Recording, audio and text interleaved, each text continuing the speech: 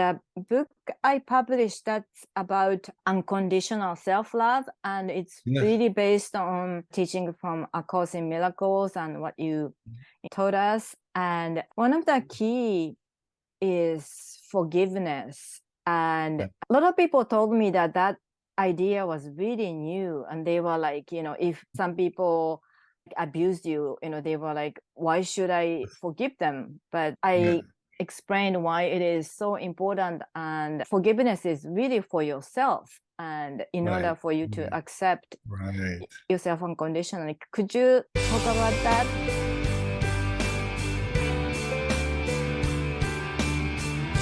Yeah, it's very important, isn't it? So, first of all, forgiveness does not mean you should stay with abuse. Or people hurt you, or you don't become a doormat. You don't let people hurt you. So that we say that. But most people do believe that forgiveness means you did something terrible that hurt me, and now I'll overlook it. But A Course in Miracles has a different angle. It says that that you hurt me only because I gave you the power to hurt me.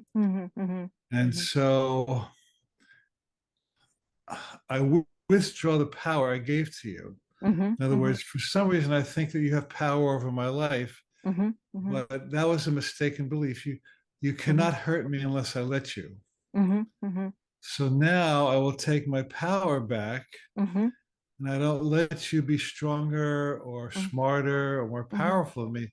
I choose to not be hurt.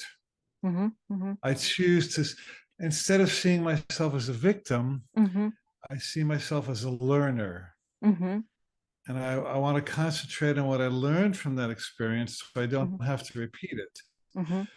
So for that reason, I can thank people who hurt me because they taught me to build muscles and strength that I wouldn't have built if it was easier. But it takes practice. You can't just say this. You have to practice it. Exactly. Yeah.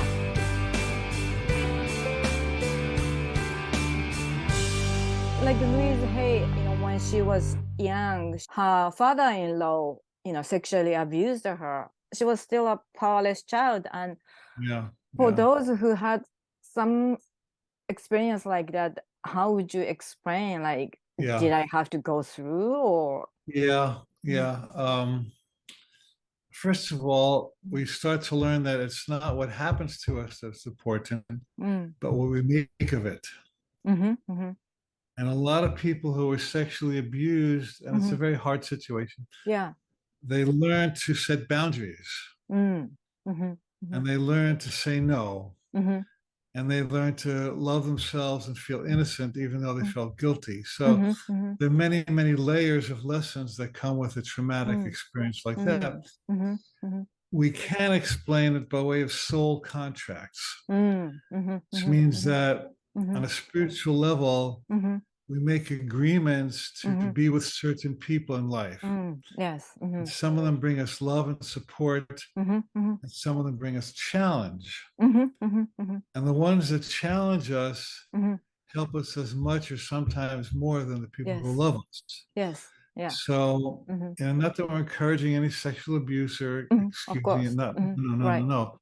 But if something like that happens, it's how you work with it that makes the difference in the rest of your life.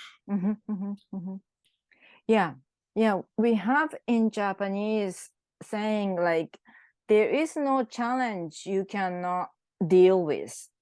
That, you know, really? If there, and so I think Japanese people understand the concept of, you know, soul contract from that point of view. Good. Glad to hear it. Yeah.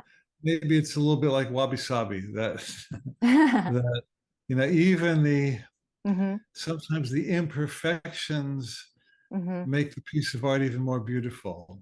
Yes. So your scars ultimately may empower you. Exactly. Yeah.